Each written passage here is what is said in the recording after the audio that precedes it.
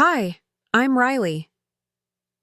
I walked into Bellacorte Italian Bistro that Thursday evening, expecting to celebrate my sister Brooklyn's 25th birthday with our family. What I didn't expect was to have my credit card slammed down in front of me while my own mother declared I'd be covering the entire bill for 8 people.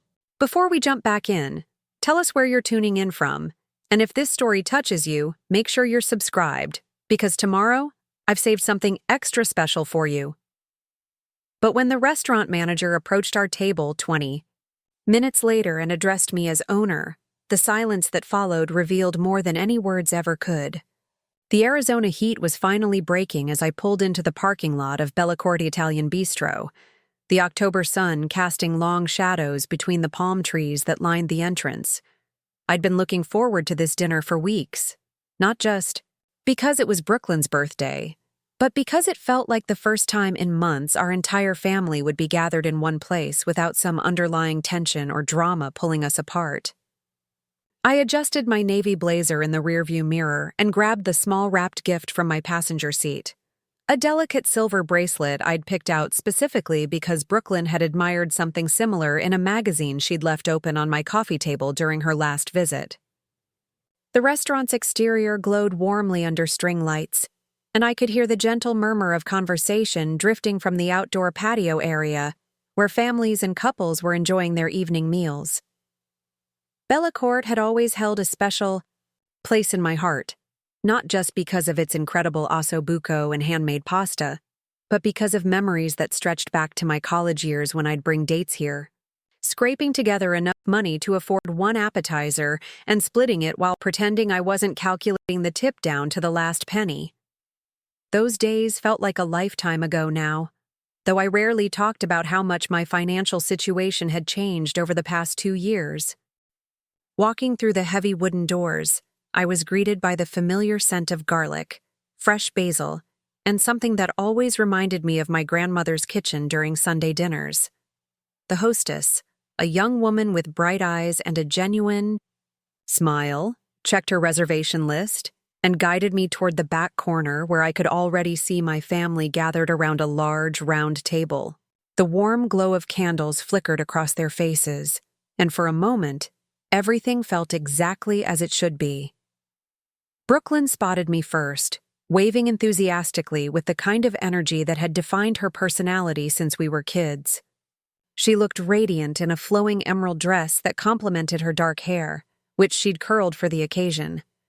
Tyler, my younger brother, was leaning back in his chair telling what appeared to be an animated story to Jason, Brooklyn's boyfriend of 6 months, while Mom and Aunt Carol were deep in conversation about something that had them both nodding. Seriously. Amber, Carol's daughter and our cousin, was scrolling through her phone, but looked up when she noticed me approaching. Riley. Brooklyn stood and wrapped me in a hug that smelled like her favorite vanilla perfume. I was starting to think you'd gotten lost. Traffic was terrible coming from Scottsdale, right? I hugged her back, genuinely happy to see her looking so content and surrounded by people who cared about her.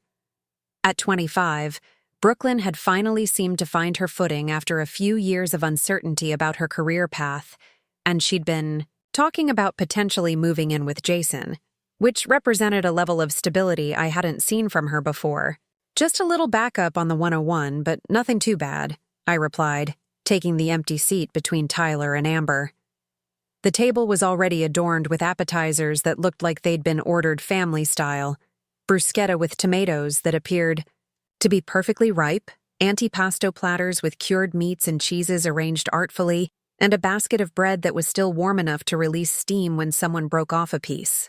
The atmosphere felt relaxed and celebratory, exactly what I'd hoped for when Brooklyn had initially suggested we all meet here for her birthday. Mom reached across the table to squeeze my hand, her rings catching the light from the overhead fixtures. We already ordered some starters since we've been here about 20 minutes, she explained, her voice carrying that particular tone she used when she wanted to make sure everyone understood the logistics of a situation. But we waited for you before deciding on entrees. Brooklyn was insisting we hold off until you got here. There was something in her expression that I couldn't quite read, a fleeting look that passed between her and Carol before she turned her attention back to the menu. Tyler launched into a recap of the story he'd apparently been telling before I arrived, something about a client at the gym where he worked as a personal trainer who had insisted on attempting deadlifts that were clearly beyond his current ability level. So this guy loads up the bar with way more weight than he's ever handled before, and I'm standing there trying to explain proper form, but he's not listening because he's too busy trying to impress the woman on the treadmill nearby. Tyler continued, gesturing with a piece of bread for emphasis. Long story short, he manages about half a rep before his back gives out, and suddenly I'm dealing with someone who can barely walk to his car. Jason laughed and shook his head. I don't understand people who think they can just skip the fundamentals and jump straight to advanced techniques. It's like trying to run a marathon when you've never jogged around the block. Brooklyn smiled at him with the kind of affection that suggested their relationship had reached a comfortable place where they genuinely enjoyed each other's company and perspectives on life. Amber looked up from her phone long enough to add, "Speaking of people who don't know their limits, did you guys see what happened at that restaurant in Tempe last week? Some influencer tried to leave without paying her bill, claiming she should get her meal comped in exchange for posting about it on Instagram. The manager ended up calling the police because she actually tried to walk out when they refused." She shook her head in disbelief before returning to her scrolling, though I noticed she was periodically glancing around the restaurant with the kind of attention that suggested she was taking mental notes about the decor and ambiance. Carol laughed and raised her wine glass slightly. People these days think social media followers translate to real-world currency. I keep telling Amber that building actual professional skills matters more than having a perfect Instagram feed, though I think I'm fighting a losing battle on that front. Amber rolled her eyes but didn't argue, which seemed to be their established dynamic around this particular topic. The conversation flowed easily as we perused the menu, with everyone weighing in on different dishes and sharing recommendations based on previous visits. Brooklyn was leaning toward the seafood risotto, while Tyler was debating between the chicken parmigiana and a ribeye steak that came with truffle butter. Mom and Carol were discussing splitting a Caesar salad and an order of the restaurant's famous eggplant rollatini, and Jason was asking detailed questions about the wine list that suggested he took his beverage pairings seriously. I found myself relaxing into the familiar rhythm of family dinner conversation, the kind of comfortable back and forth that happens when people have known each other long enough to anticipate each other's stories and reactions. There was something particularly satisfying about watching Brooklyn in her element, clearly enjoying being the center of attention in the best possible way, surrounded by people who wanted to celebrate her and make her feel special on her birthday. When our server, a friendly guy named Kevin who appeared to be in his early 20s, approached our table to take drink orders, the conversation shifted to what everyone wanted to order for their main courses. Brooklyn had settled on the seafood risotto after confirming with Kevin that it could be prepared without white wine, since she'd been avoiding alcohol for the past month as part of a health kick she'd started with Jason. Tyler decided on the ribeye, explaining to Kevin exactly how he preferred it cooked and asking about the preparation of the truffle butter. Mom and Carol confirmed their plan to share several dishes, while Amber surprised everyone by ordering the most expensive item on the menu, a lobster tail with drawn butter and seasonal vegetables. Are we celebrating something extra special tonight? Kevin asked with genuine curiosity, probably noticing the festive atmosphere and the fact that we'd been discussing wine pairings and premium menu items. Brooklyn beamed and explained that it was her 25th birthday, which prompted Kevin to congratulate her and mention that the restaurant had a special dessert presentation for birthday celebrations if we were interested. As Kevin walked away to place our orders, Mom cleared her throat in a way that immediately drew everyone's attention to her end of the table. There was something about her posture and expression that suggested she had something important to say, and the conversation naturally quieted as we all turned to look at her. Before our food arrives, I wanted to talk to everyone about how we're handling the bill tonight, she began, her voice taking on the organized, matter-of-fact tone she used when discussing family logistics or making announcements about holiday plans. Since this is Brooklyn's special day, and we're all here together as a family, I think it would be appropriate for Riley to cover dinner for everyone, she continued, looking directly at me with an expression that suggested this had already been decided rather than being presented as a suggestion or request. She's been doing so well financially lately, and it would be a lovely gesture for her sister's birthday. The statement hung in the air for a moment while I processed what had just happened. Around the table, I could see various reactions playing across my family members' faces. Brooklyn looked slightly uncomfortable, her eyes darting between Mom and me as if she hadn't been expecting this announcement. Tyler raised his eyebrows but didn't say anything, while Carol nodded approvingly as though this arrangement made perfect sense. Amber looked up from her phone with renewed interest, probably calculating what our total bill was likely to be given what everyone had ordered. I didn't realize we'd discussed that, I said carefully, trying to keep my voice neutral while I figured out how to respond to what felt like a unilateral decision about my finances. When did we decide I'd be covering everyone's dinner? The question was genuine, because I genuinely couldn't remember any conversation where this arrangement had been proposed or agreed upon, and I was trying to understand if I'd somehow missed or forgotten an important discussion. Mom waved her hand dismissively as if my confusion was unnecessary and slightly troublesome. "Oh, Riley, you know what I mean. You've been doing so well with your real estate investments and everything. It's not like it would be a hardship for you. And it would mean so much to Brooklyn to have her big sister take care of everyone on her special day." There was something in her tone that suggested my hesitation was being interpreted as selfishness, rather than legitimate surprise at the assumption. "I think that's really sweet," Carol chimed in, smiling at me with the kind of expression that suggested she viewed this as an obviously generous gesture that any reasonable person would be happy to make.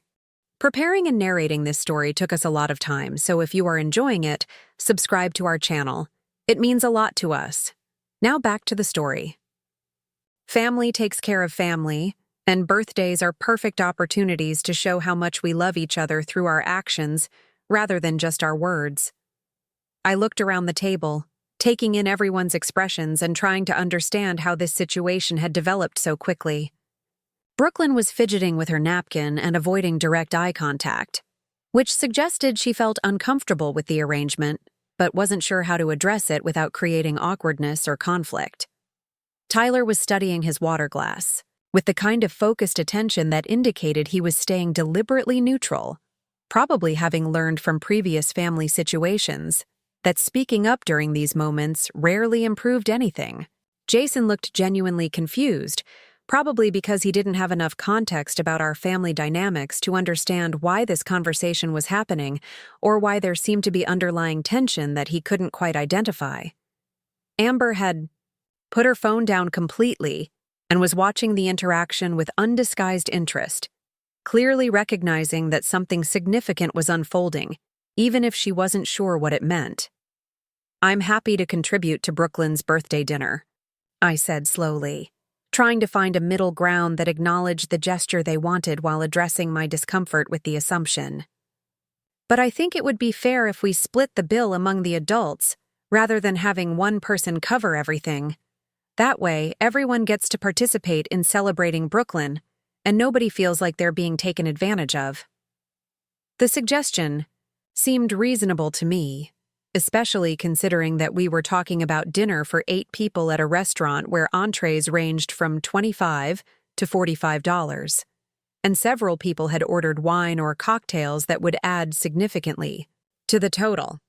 With appetizers, drinks, entrees, dessert, tax, and tip, we were probably looking at a bill somewhere in the neighborhood of $400 to $500, which wasn't an insignificant amount even for someone in a comfortable financial position. Mom's expression shifted slightly, and I could see something that looked like irritation flickering behind her eyes. "Riley, that seems unnecessarily complicated when you're perfectly capable of handling the entire bill. We're not talking about an enormous expense here, and it would just be easier if one person took care of everything rather than trying to divide things up and figure out who owes what." Her voice had taken on a slightly sharper edge, suggesting that my counter-proposal wasn't being received as a reasonable compromise. Besides, Amber added, leaning forward with a smile that didn't quite reach her eyes, didn't you just buy that? New car? The BMW? If you can afford luxury car payments, I'm sure you can handle dinner for your family without making it into a big production. There was something in her tone that suggested she viewed my financial situation as fair game for public discussion and decision-making, which made me uncomfortable in a way I couldn't quite articulate. I felt heat rising in my cheeks, partly from embarrassment and partly from frustration at the direction this conversation was taking. The BMW she was referring to was a certified pre-owned sedan that I'd purchased after my old car had finally died, and while it was certainly a nice vehicle, it wasn't the kind of extravagant luxury purchase that her comment seemed to imply. More importantly, I couldn't understand why my personal financial decisions were being used as justification for assumptions about what I should be willing to spend on other people.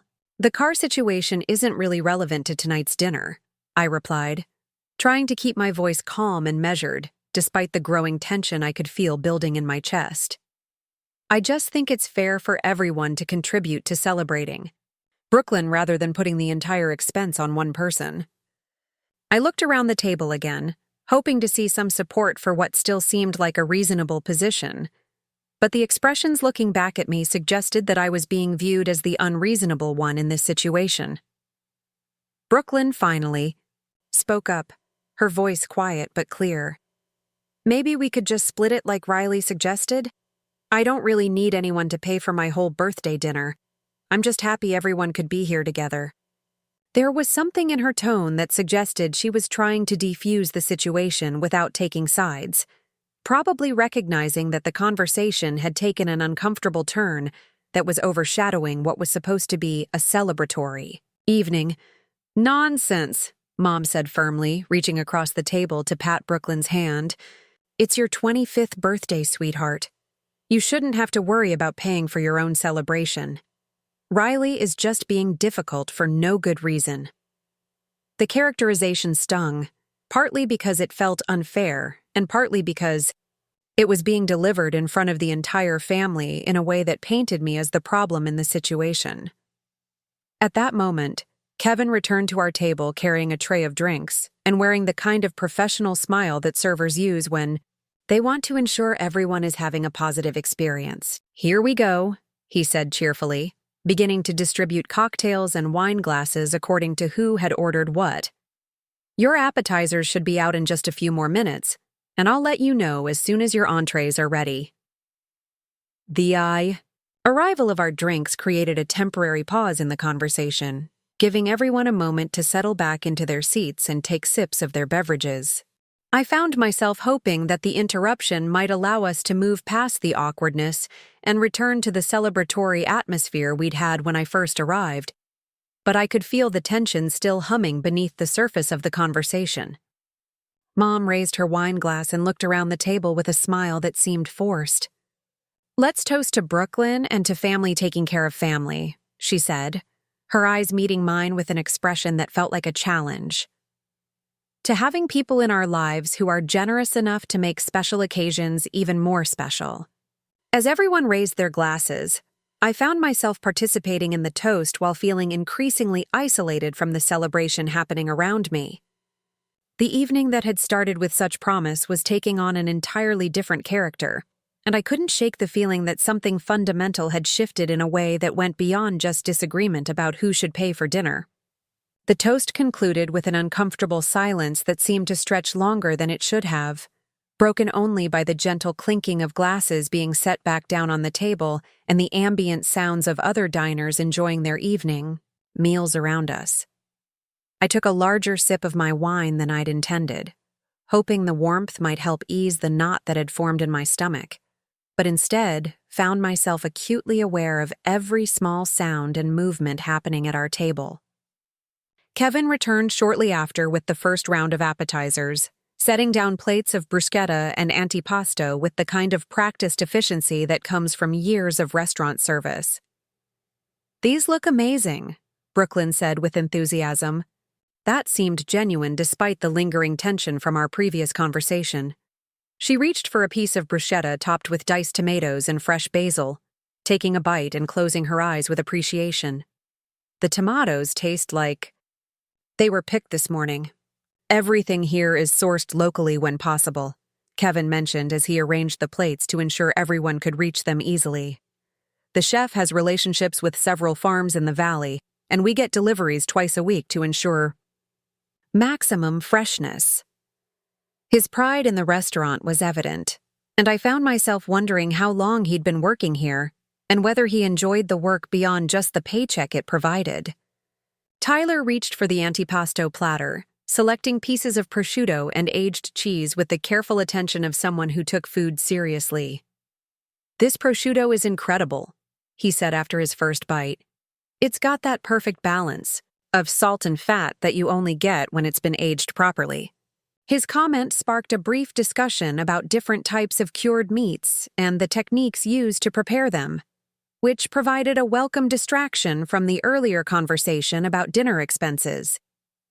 As we shared the appetizers and engaged in lighter conversation about food and local restaurants, I began to hope that we'd successfully moved past the awkwardness and could enjoy the rest of the evening without further conflict. Brooklyn was telling a story about a cooking class she'd taken with Jason the previous weekend, where they'd attempted to make fresh pasta from scratch and ended up with what she described as edible but aesthetically questionable results. The instructor kept emphasizing the importance of getting the dough consistency exactly right, Brooklyn explained, gesturing with her fork as she spoke. But every time we thought we had it perfect, she'd come over and point out that it needed more flour or more egg or needed to be kneaded longer. By the end of the class, our station looked like a flour bomb had exploded, and Jason had pasta, dough stuck in his hair.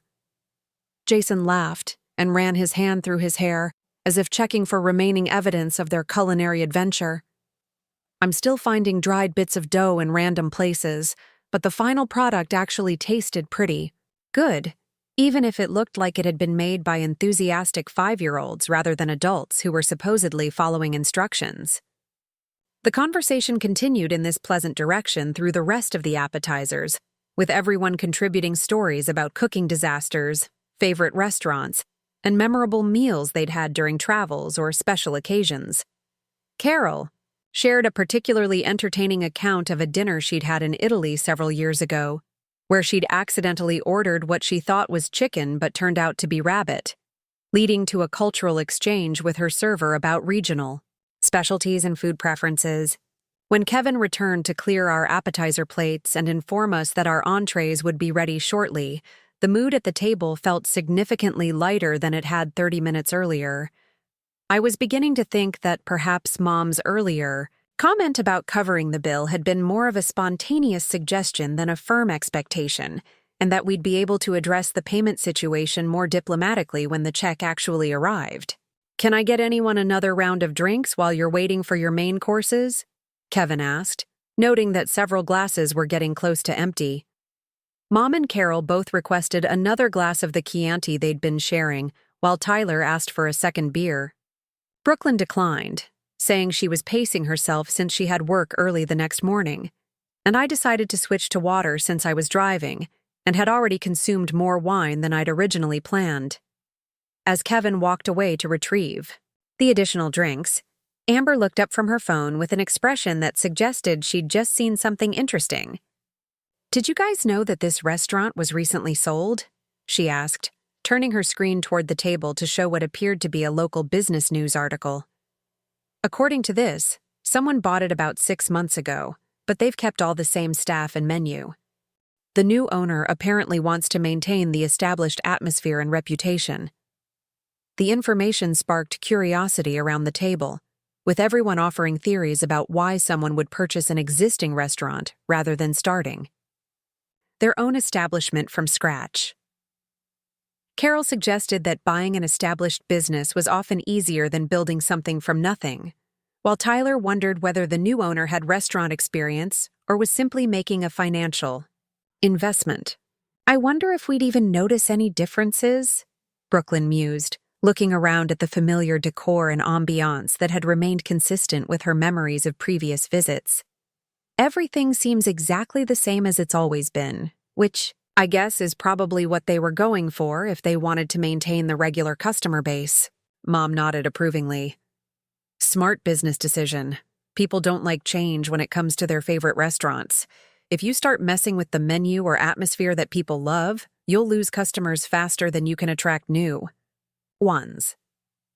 Her comment reflected the kind of practical wisdom she often shared about business and financial decisions, though I couldn't help but notice the irony of her valuing consistency and fairness in business while simultaneously expecting me to absorb unexpected expenses in our family situation. Kevin returned with the requested drinks and began setting down our entrees, each plate carefully presented with artistic attention to color and composition. Brooklyn's seafood risotto arrived in a wide, shallow bowl, the creamy rice dotted with perfectly cooked shrimp, scallops, and mussels, garnished with fresh herbs and a light sprinkle of Parmesan cheese. Tyler's ribeye was accompanied by roasted vegetables and a small ramekin of the truffle butter he'd asked about, while Mom and Carol's shared dishes were arranged on separate plates to make serving easier. My own order, a chicken marsala with, garlic mashed potatoes and seasonal vegetables, looked and smelled exactly as delicious as I'd expected based on previous experiences at the restaurant. The chicken was golden brown and swimming in a rich mushroom sauce, while the mashed potatoes had been piped decoratively and appeared to be infused with roasted garlic and butter. As we began eating our entrees, the conversation naturally focused on the food itself, with everyone offering appreciative comments about the preparation and presentation. Brooklyn was particularly enthusiastic about her risotto, explaining that she'd never had seafood risotto prepared quite this way before, with the rice maintaining a perfect al dente texture while still being creamy enough to hold the other flavors together. "The scallops are seared perfectly," she said, cutting into one to reveal the slightly translucent center that indicated ideal cooking. "And the balance of flavors is incredible. You can taste each individual seafood component, but they all work together harmoniously rather than competing with each other." Tyler was equally impressed with his ribeye, which had been cooked to the exact medium rare specification he'd requested. "This truffle butter is dangerous," he said, spreading a small amount on a piece of steak and closing his eyes as he tasted it. "I could probably put this on cardboard and make it delicious. The earthiness of the truffle plays perfectly with the richness of the beef." As we continued eating and chatting about our meals, I found myself genuinely enjoying the evening, despite the earlier tension. The food was exceptional, the atmosphere was warm and inviting, and my family seemed to be having a genuinely good time celebrating Brooklyn's birthday. For a while, I was able to push aside my concerns about the payment expectation and simply appreciate being surrounded by people I cared about in a place that held positive memories for all of us. About halfway through our entrees, Carol's phone began buzzing repeatedly, causing her to glance at it with increasing concern.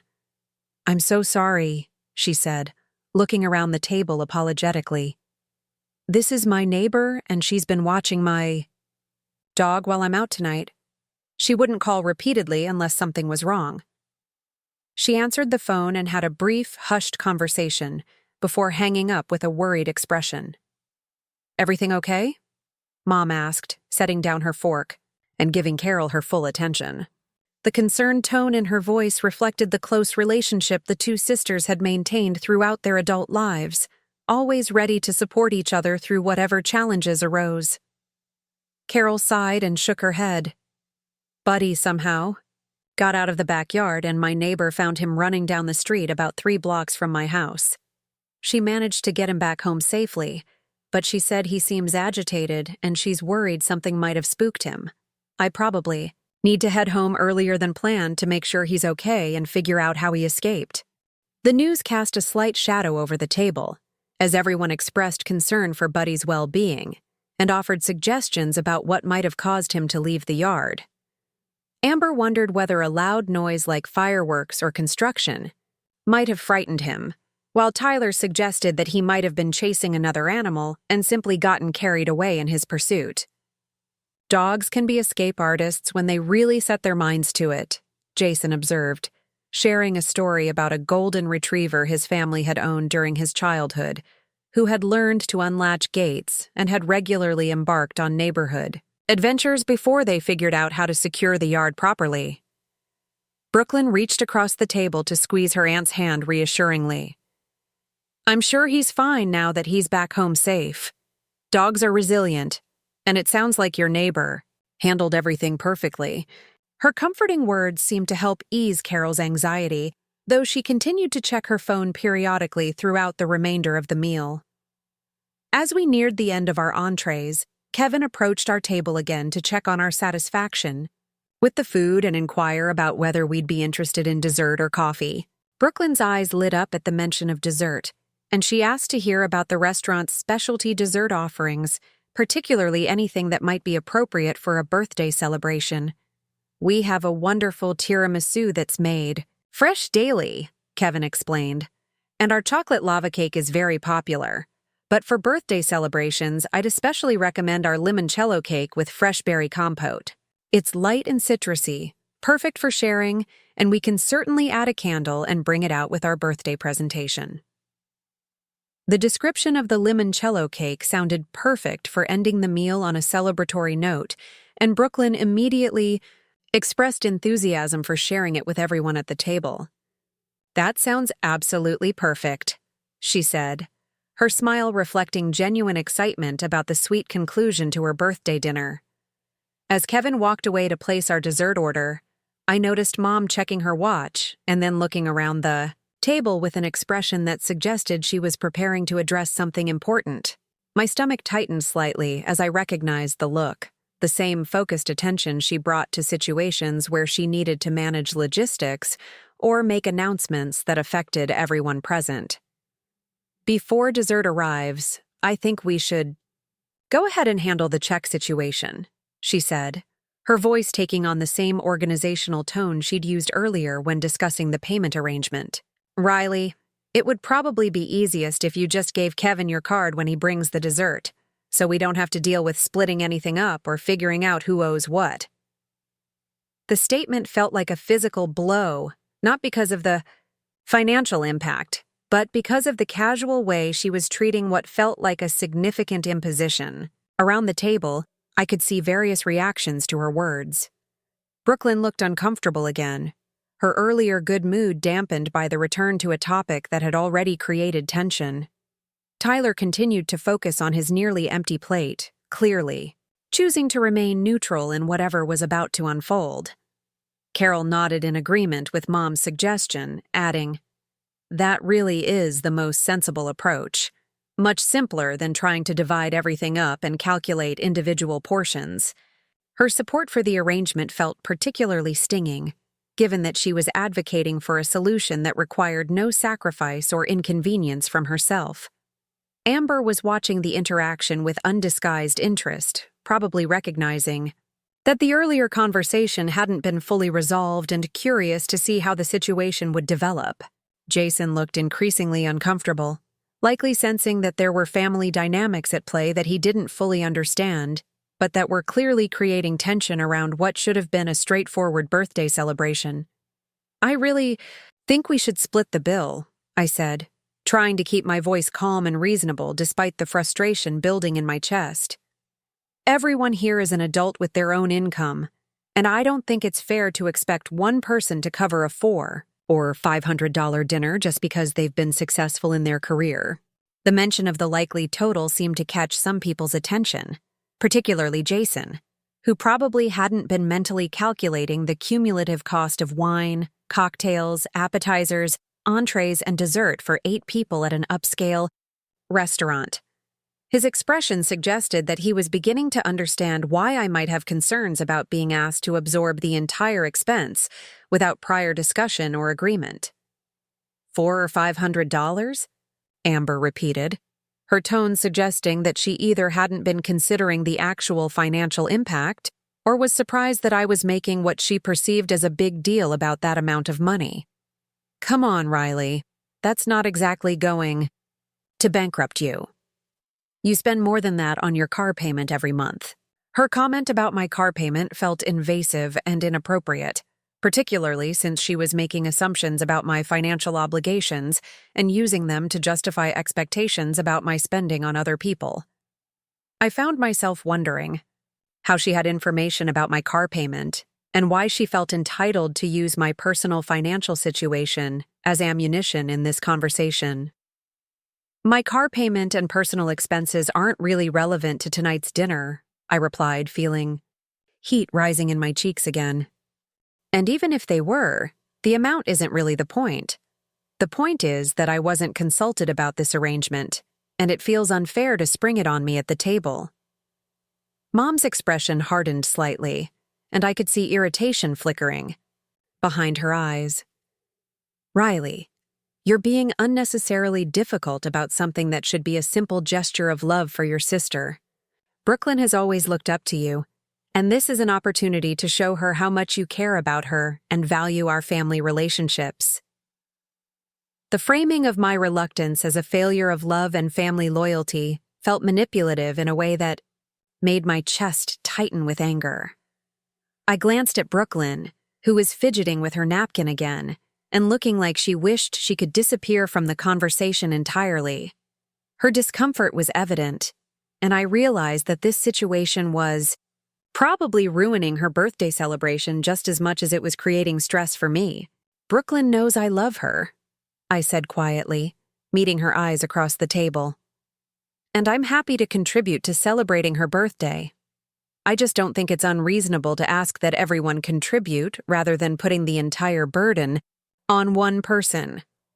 I hoped that by addressing my comments partially to Brooklyn, I could help her understand that my position wasn't about unwillingness to celebrate her, but about fairness and consideration in how we handled family expenses. Brooklyn finally spoke up, her voice soft but clear. Maybe we could each just pay for our own meals? I really don't need anyone to pay for my dinner. I'm just happy everyone is here. Her suggestion seemed like a perfectly reasonable compromise, and I felt grateful that she was trying to find a solution that didn't require anyone to absorb expenses they hadn't agreed to take on. Absolutely not, Mom said firmly, her tone indicating that Brooklyn's compromise wasn't acceptable. It's your birthday, sweetheart. You shouldn't have to pay for your own celebration dinner. Riley is perfectly capable of handling this, and, frankly, I'm disappointed that she's making such an issue out of what should be a simple act of generosity. The disappointment in her voice stung more than I wanted to admit, particularly because it was being expressed in front of the entire family in a way that painted me as selfish and unreasonable. I could feel tears of frustration starting to build behind my eyes, but I was determined not to let them fall in this setting where crying would likely be interpreted as manipulative or overly dramatic. At that moment, Kevin returned to our table, carrying a beautiful limoncello cake adorned with fresh berries and a single lit candle.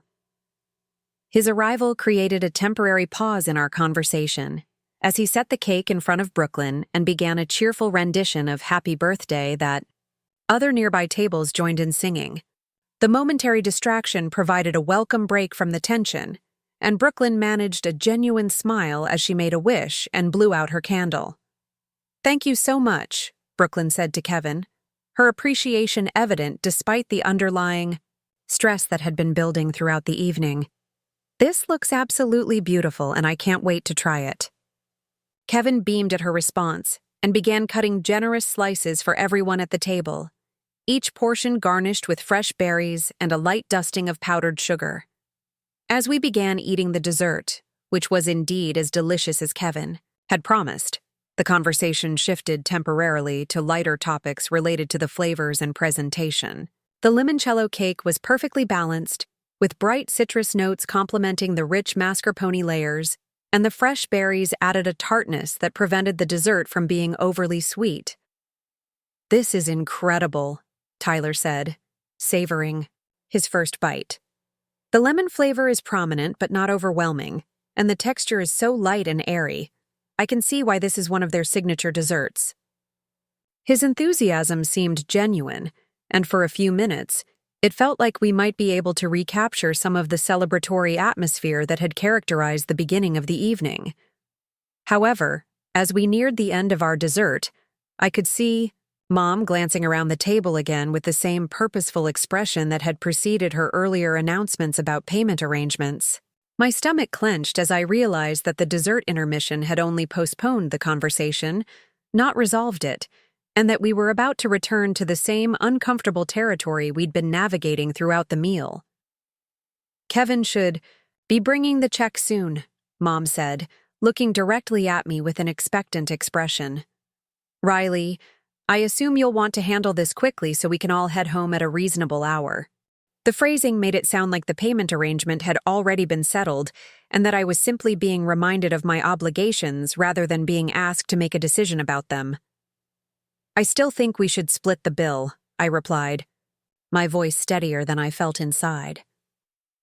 "Everyone here ordered their own food and drinks, and everyone here is capable of paying for what they consumed. I don't understand why that's not a fair solution." I looked around the table, hoping to see support for what still seemed like the most reasonable approach to the situation. Tyler finally spoke up, though his comment wasn't quite the support I'd been hoping for.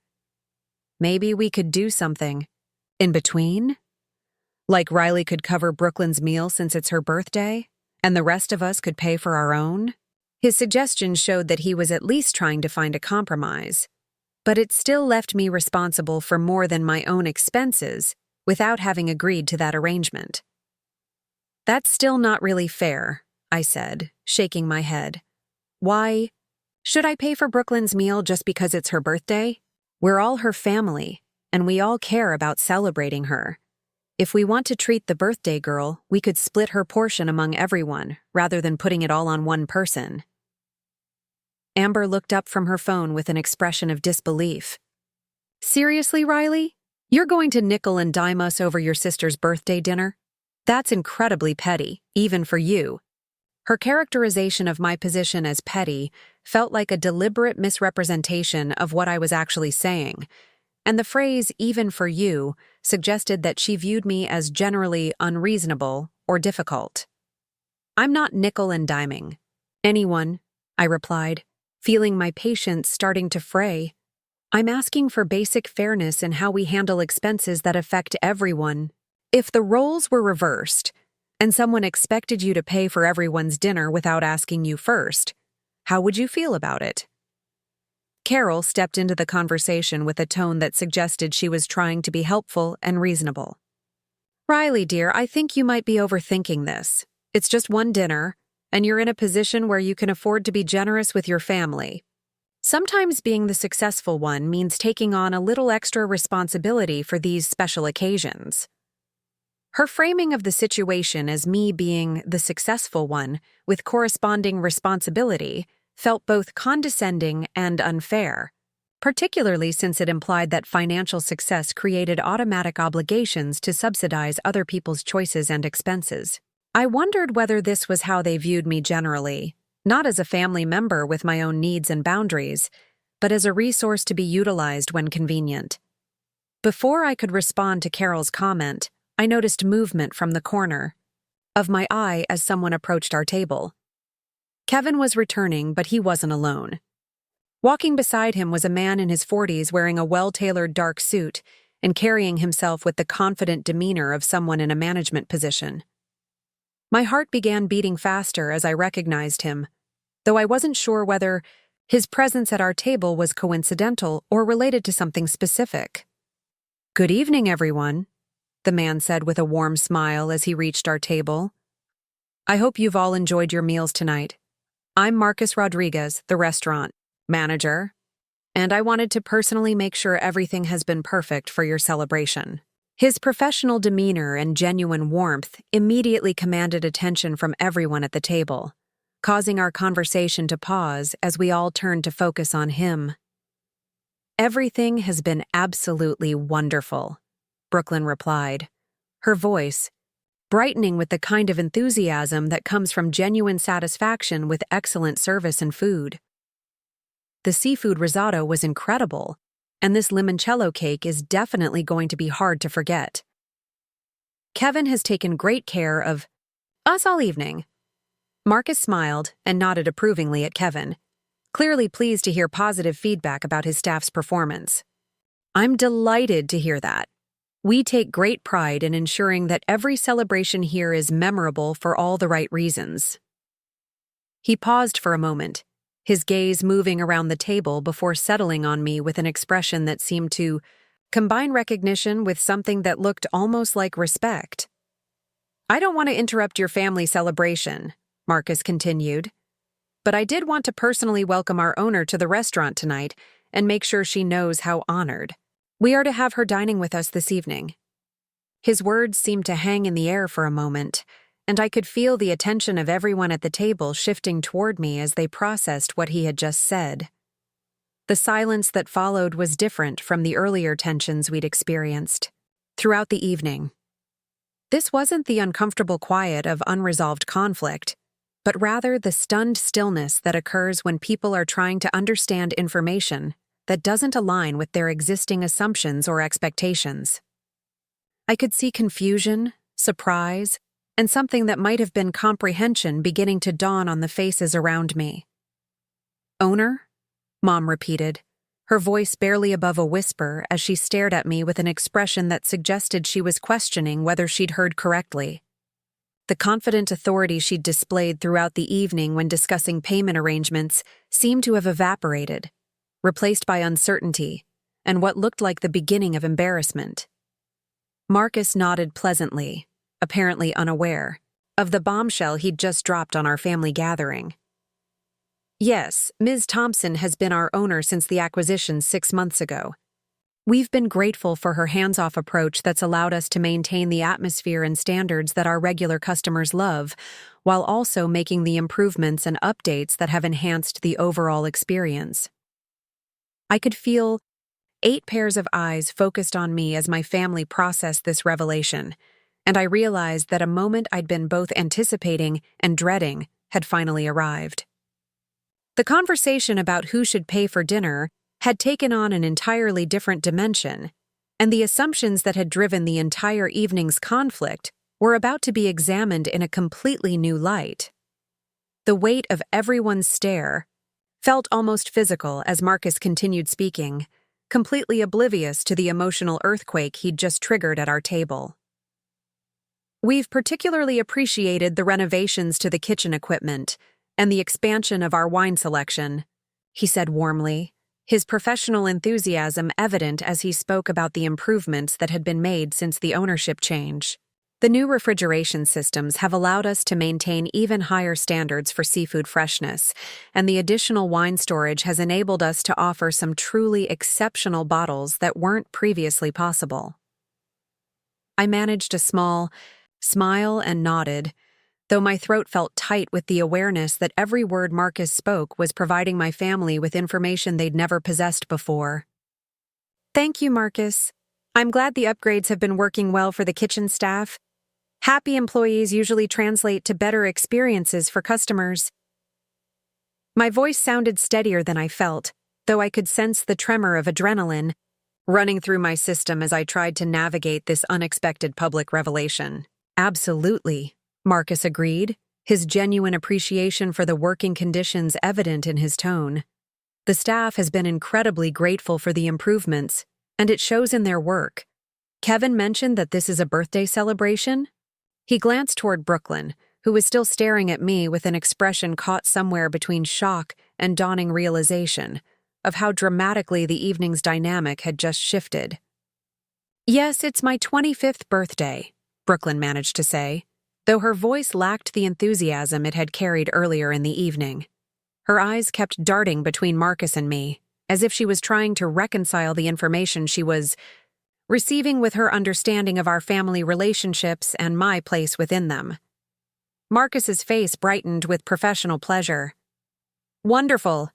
In that case, I insist that dessert and coffee be complimentary this evening, with our sincere wishes for a very happy birthday. It's always a pleasure when our owner chooses to celebrate special family occasions with us." He gestured to Kevin, who had been standing quietly nearby during this exchange, clearly understanding that something significant was happening, even if he wasn't privy to all the family dynamics at play. "Kevin, please make sure there's no charge for the limoncello cake or any of the coffee orders, and extend our birthday wishes to the young lady," Marcus instructed with the kind of authority that came naturally from his management position. Kevin nodded immediately, making a note on his order pad before offering Brooklyn a warm smile and congratulations. "That's very generous. Thank you," I said to Marcus, genuinely appreciating the gesture, even as I remained acutely aware of the stunned silence that had settled over my family members. "I hope you'll give my regards to Chef Antonio. Everything has been exceptional tonight, as always." The casual familiarity in my comment about the chef clearly registered with everyone at the table, providing additional confirmation that my relationship with the restaurant extended far beyond being a regular customer. Marcus nodded with obvious satisfaction. "I'll certainly pass along your compliments. He'll be delighted to hear that you enjoyed the seafood risotto and the ribeye preparation. He's particularly proud of that truffle butter recipe." After a final round of pleasantries and well wishes for Brooklyn's birthday, Marcus excused himself to attend to other tables, leaving our family group in a silence that felt charged with tension and unspoken questions. Kevin lingered briefly to refill water glasses and ask if anyone wanted coffee to accompany the remainder of their dessert, his professional demeanor unchanged despite whatever family drama he might have sensed unfolding at our table. Tyler requested an espresso, while Mom and Carol both asked for regular coffee, their voices sounding strangely formal and distant compared to the casual warmth they'd displayed earlier in the evening. As Kevin walked away to retrieve the coffee orders, the silence stretched uncomfortably until Amber finally spoke, her voice carrying a note of accusation that made my shoulders tense. "So, you own this restaurant?" The question was direct and sharp, lacking any of the family warmth that might have accompanied such a revelation under different circumstances. "Since when? And why didn't you tell anyone?" I took a slow breath before answering, trying to choose my words carefully while managing the complex emotions swirling through my chest. "I purchased it about 6 months ago through my investment company. It was a good business opportunity, and I've always loved this place, so it seemed like a natural fit." The explanation was factual but deliberately limited, reflecting my reluctance to provide detailed financial information to people who had spent the evening demanding that I subsidize their expenses. "Your investment company?" Mom repeated, her voice carrying a tone I couldn't quite identify. It wasn't exactly anger, but it wasn't pleasure either. Something closer to bewilderment mixed with what might have been embarrassment. "You have an investment company? Since when do you have an investment company?" The questions felt invasive, particularly given the context of how the evening had unfolded, but I recognized that my family was struggling to reconcile this new information with their existing understanding of my financial situation and career trajectory. "I started the company about 3 years ago," I explained, keeping my tone neutral despite the defensive feelings rising in my chest. "It began as a way to manage my real estate investments more efficiently, but it's grown to include other opportunities like restaurant acquisitions." Tyler was staring at me with an expression that seemed to combine admiration with something that looked like hurt feelings. 3 years ago? "Riley, that's when you bought the condo in Scottsdale. We all thought you'd just gotten lucky with some real estate timing, but you were actually running a business?" His question highlighted the gap between my family's perception of my success and the reality of the work and planning that had gone into building my financial stability. "I didn't deliberately hide anything," I said, though even as the words left my mouth, I realized they weren't entirely true. I had been deliberately private about the extent of my business activities, partly because I valued my privacy, and partly because I'd learned that discussions about money with family often led to complicated expectations and requests. I just prefer to keep my business and personal life separate, and it never seemed relevant to family gatherings. Carol was shaking her head slowly, her expression suggesting that she was recalculating everything she thought she knew about. our family dynamics. Riley, dear, you've been sitting here letting us lecture you about paying for dinner when you actually own the restaurant we're sitting in. Don't you think that's a bit deceptive? The accusation of deception stung, particularly because it was coming from someone who had spent the evening insisting that I should absorb everyone else's expenses without any regard for my feelings or preferences about the bao arrangement. I don't think it's deceptive to want to be treated fairly regardless of my financial situation, I replied, feeling my patience beginning to fray around the edges. The fact that I own this restaurant doesn't mean I should be expected to pay for everyone's dinner without being asked or consulted. Brooklyn had been unusually quiet throughout this exchange, her face cycling through expressions that suggested she was processing complex emotions and trying to understand the implications of what she'd learned. When she finally spoke, her voice was soft and carried a note of hurt that made my chest tighten. Riley, I feel like I don't even know you anymore. How could you not tell your own family about something this big? We're supposed to share important things with each other. Her words hit harder than the accusations from the others because they came from a place of genuine emotional connection rather than financial frustration. Brooklyn, I'm still the same person I've always been, I said, reaching across the table to touch her hand. My business success doesn't change how I feel about you or how much I value our relationship. I just wanted to keep some aspects of my life private. But why? She asked, her eyes beginning to show the shimmer of unshed tears. Why would you want to keep success private? That's something to be proud of, something to celebrate with people who love you. Instead, you let us think you were just doing okay financially, and then you made this whole big deal about splitting the dinner bill when you could probably buy and sell this place 10 times over. The exaggeration in her final statement revealed some of the assumptions that were being made about the scale of my wealth, but more importantly, it showed how the financial revelation was overshadowing the real issues that had led to our conflict. It's not about what I can afford, I said, trying to help her understand the principle that had driven my position throughout the evening. It's about being treated with consideration and respect, regardless of my bank account balance. Amber was scrolling through her phone with rapid, purposeful movements that suggested she was researching something specific. I'm looking up business records for restaurants sold in the Phoenix area over the past year, she announced, her tone carrying the satisfaction of someone who enjoyed uncovering information that others had tried to keep private. According to this database, Bellacorte sold for $2.4 million 7 months ago to something called Thompson Holdings LLC.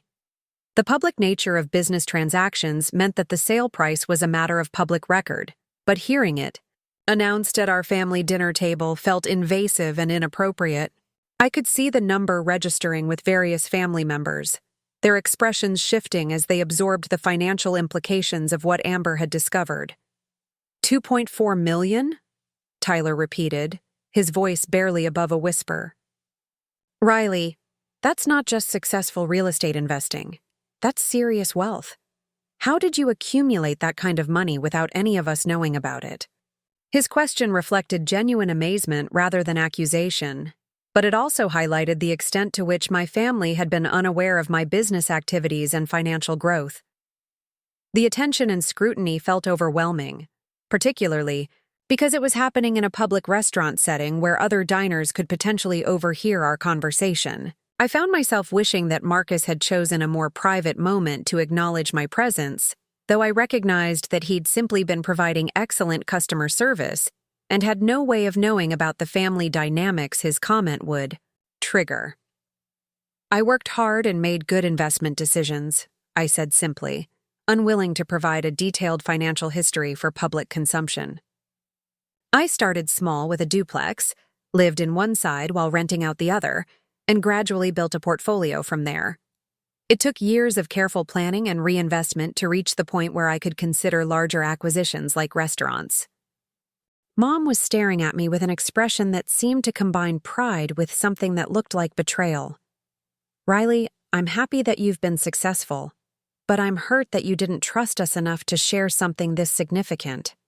We're your family. We should know about important developments in your life, especially ones that change your circumstances this dramatically." Her comment about trust felt ironic given the way the evening had unfolded, with assumptions being made about my obligations and expectations being placed on me without consultation or consideration for my preferences. "I wanted to maintain some privacy about my business affairs," I explained, trying to keep my voice calm despite the frustration building in my chest. "And honestly, given how this evening has gone, I think my instincts about keeping financial information private were probably correct." The observation hung in the air for a moment before Carol responded with a defensive tone that suggested she didn't appreciate the implication. "What do you mean, how this evening has gone? We've had a lovely dinner celebrating Brooklyn's birthday. The only tension has come from your reluctance to participate fully in the celebration." "The tension came from being told I would be paying for everyone's dinner without being asked about it first," I corrected, feeling my carefully maintained composure beginning to slip. "The tension came from having my personal financial decisions used as justification for expectations I never agreed to. The tension came from being characterized as selfish and difficult for wanting basic consideration and fairness." Kevin returned with the coffee orders, setting them down with the professional efficiency of someone who had learned to navigate family dynamics and emotional conversations without becoming involved. The brief interruption provided a moment for everyone to collect themselves, though the underlying tensions remained unresolved. As Kevin walked away, Amber looked up from her phone again with an expression that suggested she'd found additional information that she considered relevant to our conversation. According to this article from the Phoenix Business Journal, Thompson Holdings has acquired 3 properties in the past 18 months, including 2 commercial buildings downtown and this restaurant. The article estimates the total portfolio value at over $5 million. The public discussion of my financial information felt increasingly uncomfortable, particularly because it was being used to justify assumptions about my obligations and responsibilities rather than being received as positive news about a family member's success. I realized that my privacy about business matters hadn't just been about modesty or personal preference. It had been an unconscious protection against exactly this kind of scrutiny and expectation. "Amber, I'd appreciate it if you'd stop researching my business activities on your phone during dinner," I said, my tone sharper than I'd intended but reflecting my genuine discomfort with having my private information broadcast to the table. My financial situation, whatever it might be, doesn't change the fact that I deserve to be consulted before being volunteered to pay for everyone's meal. "But it does change things," Mom insisted, her voice carrying a note of frustration that suggested she couldn't understand why I was still focusing on the payment issue given what had been revealed. "Riley, you own this restaurant. You could probably comp our entire meal if you wanted to. The fact that you sat here arguing about splitting the bill when you have that kind of authority and wealth seems almost petty."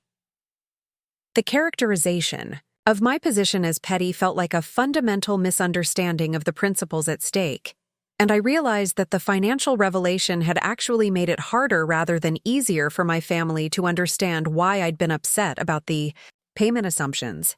"It's not about the money," I said, trying once more to explain the emotional impact of their approach. "It's about being treated like a person whose feelings and preferences matter, not like an ATM that can be activated whenever someone decides it's convenient." Tyler was shaking his head with an expression that suggested he was struggling to reconcile his understanding of our family relationships with the new information about my financial success. "I just can't believe you didn't tell us," he said, his voice carrying genuine hurt. "We're your brother and sister, Riley. We share things with each other. When I got promoted to head trainer at the gym, you were the first person I called. When Brooklyn got her job at the marketing firm, she texted the whole family within an hour. But you bought a multi-million-dollar business and just never mentioned it?" His comparison to other family announcements highlighted the difference between sharing career achievements and revealing detailed financial information, but I could understand why my silence felt hurtful from his perspective. Business ownership is different from getting a promotion or a new job, I tried to explain. It involves legal and financial complexities that I prefer to keep private, and it also creates expectations and assumptions that can complicate family relationships. Like what kinds of expectations? Brooklyn asked, though her tone suggested she was beginning to understand the implications of her own question even as she voiced it. The events of the evening had provided a clear example of how financial information could lead to assumptions about obligations and responsibilities that the successful family member might not have agreed to take on. Before I could answer her question directly, Carol jumped in with a tone that suggested she viewed my concerns as overblown or unnecessarily defensive. Riley, we're your family. We love you and support you regardless of your financial situation. We're not going to start treating you differently just because you've been more successful than we realized. The irony of her statement, given the way the evening had unfolded, was so stark that I almost laughed. You're already treating me differently, I pointed out, my voice carrying the weariness that came from repeating the same arguments throughout. The meal. You've spent the entire evening insisting that I should pay for everyone's dinner specifically because you believe I'm financially successful. That's exactly the kind of different treatment I was hoping to avoid. Mom's expression shifted to something that looked like defensive irritation. That's not the same thing at all. Asking you to treat your sister for her birthday dinner is a reasonable request between family members. It's not like we were asking you to pay our mortgages or buy us cars. But you weren't asking, I corrected, feeling the frustration that had been building throughout the evening finally reaching its breaking point. You announced that I would be paying, and when I suggested splitting the bill instead, I was characterized as selfish and difficult. There's a significant difference between being asked to contribute to something and being told that you're responsible for something. The distinction seemed to register with Brooklyn, whose expression showed that she was beginning to understand why I'd been upset, despite her initial confusion about my reaction. I guess when you put it that way, it does sound kind of demanding, she admitted, her voice thoughtful as she considered the evening's events from a different perspective. Jason, who had remained largely silent throughout the financial revelations and family discussions, finally spoke up with a comment that showed he'd been paying attention to the interpersonal dynamics even if he didn't fully understand all the family history involved. From an outside perspective, it does seem like there might have been a miscommunication about expectations, he said carefully, clearly trying to be diplomatic while offering his observation. But I think everyone's intentions were good, even if the execution created some misunderstandings. His attempt to find middle ground was appreciated, though it didn't address the fundamental issue of how financial assumptions had driven the entire conflict. I realized that the revelation about my restaurant ownership had actually made it more difficult to resolve the underlying problems because it had shifted the focus from principles of consideration and fairness to questions about wealth and family obligations. I think the real issue is that we need to communicate better about expectations and assumptions, I said, hoping to steer the conversation toward a more productive direction. Going forward, I'd appreciate being consulted rather than being volunteered for financial responsibilities, regardless of what anyone thinks they know about my ability to afford them. Amber was looking at her phone again, though this time her expression suggested amusement rather than research. Well, this is definitely going to be an interesting story to tell people, she said with a laugh that felt somewhat forced. My cousin who argued about splitting a dinner bill at her own restaurant. That's like complaining about the service at a hotel you own. Her comment revealed that she still didn't understand the principles that had driven my position throughout the evening. And I realized that for some family members, the financial revelation would always overshadow the interpersonal issues that had actually created the conflict. The assumption that wealth eliminated the need for consideration and respect was exactly what I'd been hoping to avoid by maintaining privacy about my business activities. As the evening wound down and family members began gathering their belongings and preparing to leave, I found myself reflecting on how dramatically the celebration had diverged from my expectations when I'd first walked into the restaurant hours earlier. What had started as a birthday dinner had become a complex exploration of family dynamics, financial assumptions, and the challenges of maintaining relationships when economic disparities existed between family members. The check arrived discreetly, placed beside Kevin, though at this point the payment discussion felt almost anticlimactic given everything that had been revealed and discussed. I reached for it without fanfare, recognizing that the financial cost of the evening was far less significant than the emotional revelations that had emerged through our various conflicts and conversations. "Thank you for dinner, Riley," Brooklyn said quietly as I placed my credit card with the check. Her tone carried a complexity of emotions that suggested she was still processing the evening's revelations and trying to understand their implications for our family relationships going forward. "And I'm sorry this got so complicated. I just wanted everyone to have a nice time celebrating together."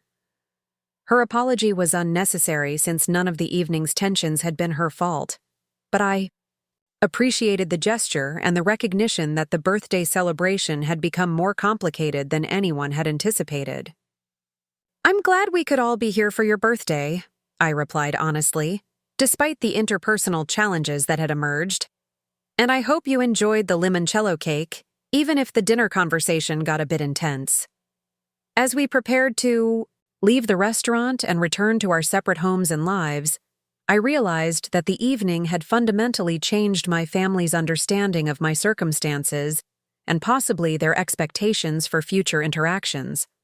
Whether these changes would lead to improved communication and consideration or create new challenges and assumptions remained to be seen, but I was certain that our family dynamics would never again be quite the same as they had been when I'd first walked through the doors of Bellacorte Italian Bistro that evening.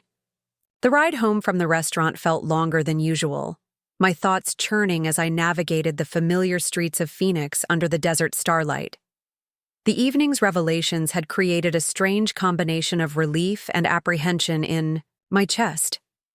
Relief that the secret about my business ownership was finally out in the open, but apprehension about what that revelation would mean for my family relationships going forward.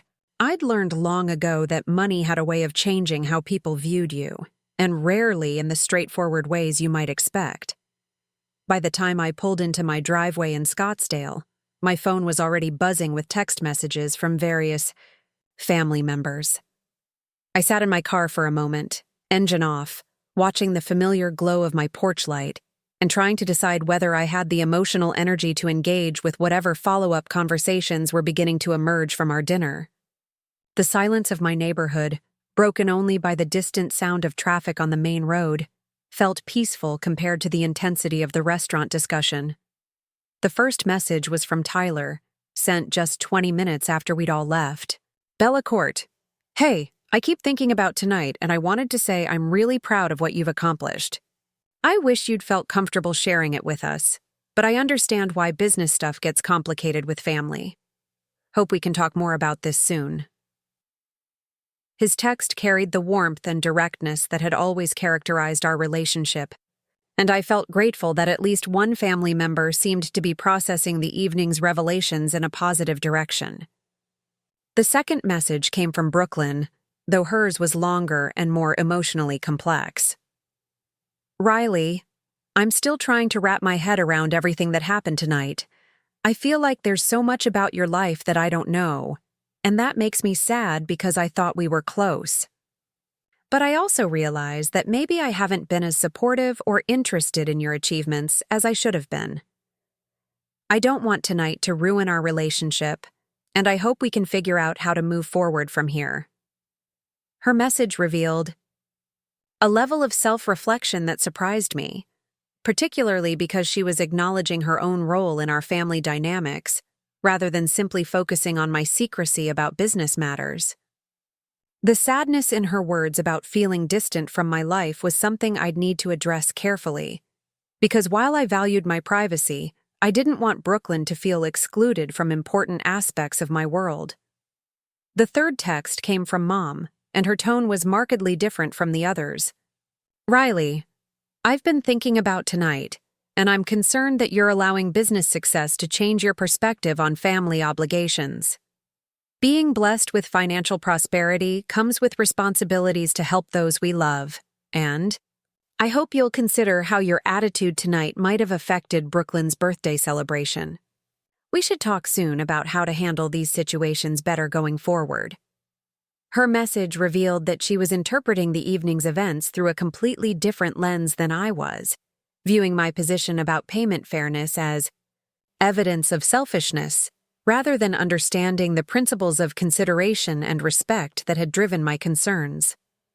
The phrase about family obligations suggested that she was already developing expectations about how my financial success should benefit other family members, which was exactly what I'd been hoping to avoid. I decided to respond to Tyler first, since his message was the most straightforward and positive. "Thanks for the support, Tyler. You're right that business and family can get complicated, but I appreciate your understanding. I'd be happy to talk more about everything when you have time. Maybe we could grab coffee this weekend?"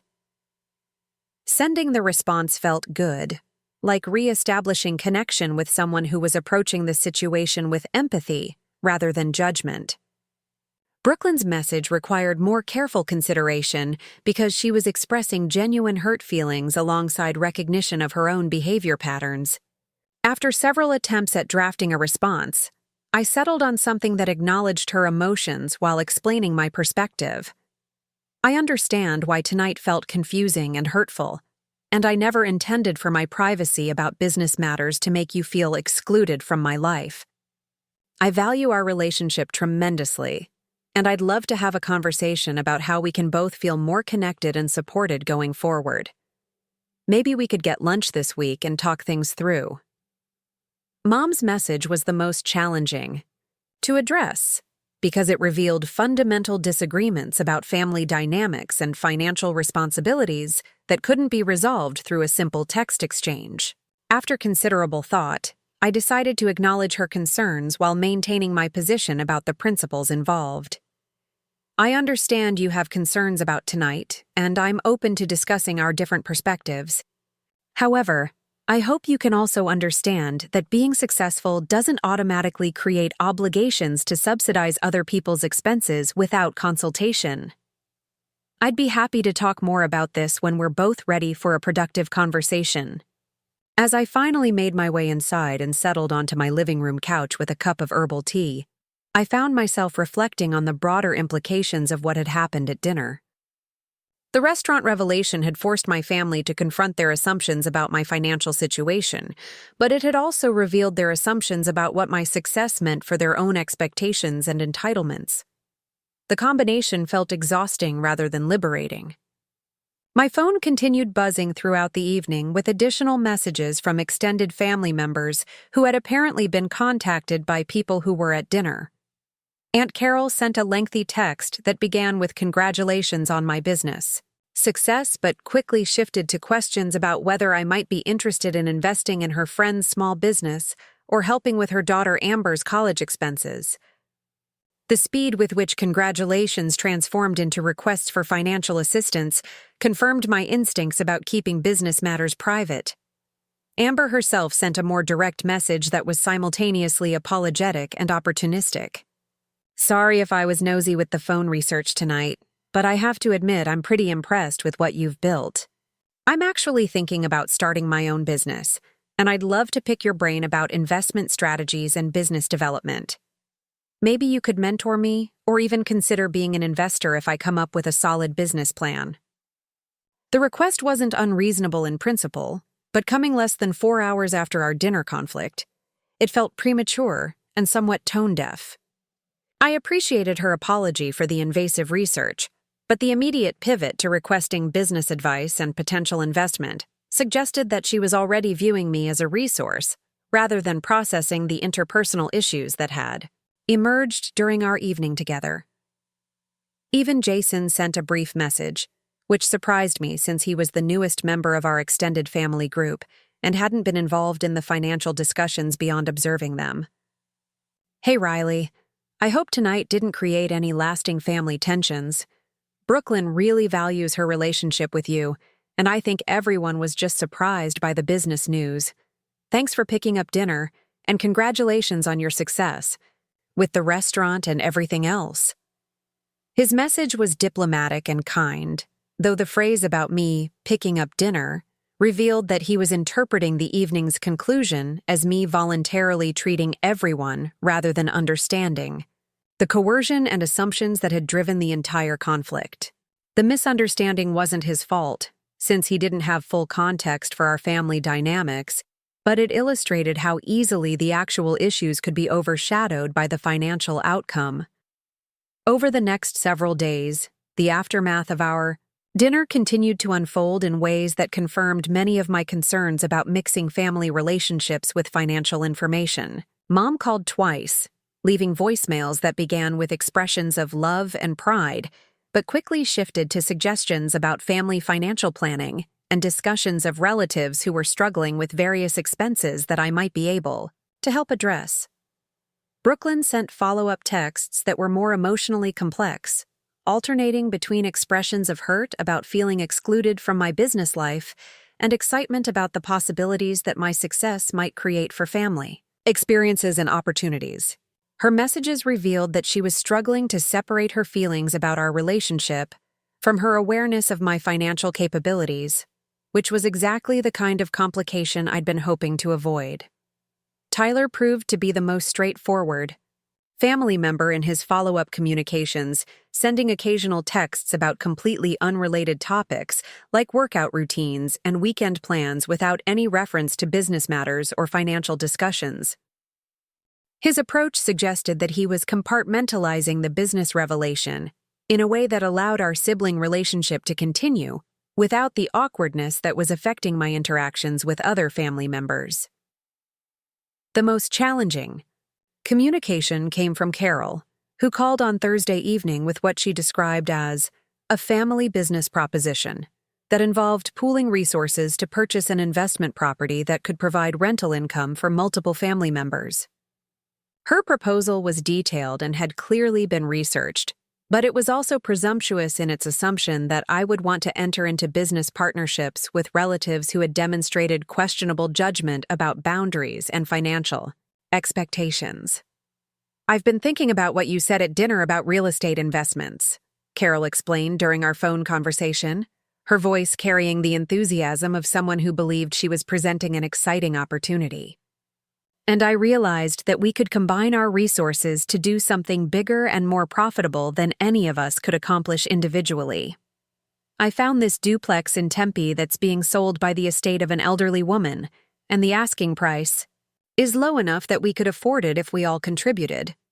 The proposal revealed several misunderstandings about my investment strategies and business approaches, but more importantly, it demonstrated that Carol was already viewing my financial resources as partially available for family projects rather than understanding them as private business assets that I managed according to my own criteria and goals.